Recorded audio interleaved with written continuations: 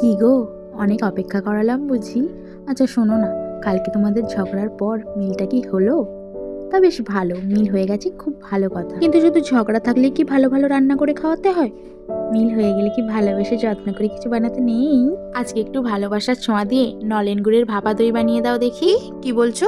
ঘরে তেমন কোনো উপকরণ নেই? আরে চিন্তা করছো কেন, লাগবে না। দেখো তো একটু টক দই আছে কিনা, আর মিল্ক পাউডার তো থাকবেই।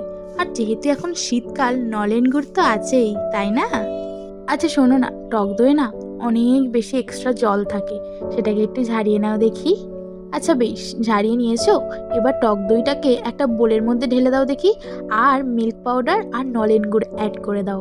500 গ্রাম টক দইয়ের মধ্যে 1 কাপ মিল্ক পাউডার আর 2 কাপ নলেন গুড় দিয়ে দিও।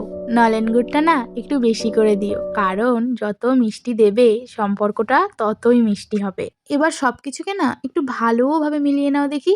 একটা সিল্কি টেক্সচার আসবে, তখন স্টপ করে দিও। এবার যাও দেখি, যাতে করে ওই দইটা ভাপাতে দেবে সেরকম একটা কন্টেনার খুঁজে আনো দেখি।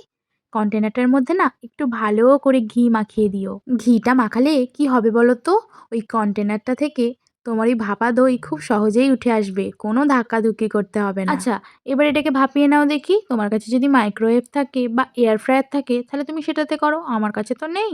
তাই আমি এই কড়াইতে একটু জল দিয়ে আর কন্টেনারটা বসিয়ে আর ঢাকনা দিয়ে দিলাম 20 মিনিটের জন্য লো ফ্লেমে। তারপর ওটাকে কড়াই থেকে তুলে 2 ঘন্টার জন্য ফ্রিজে রাখলাম, আর ফ্রিজ থেকে বের করে জাস্ট লুক অ্যাট দিস।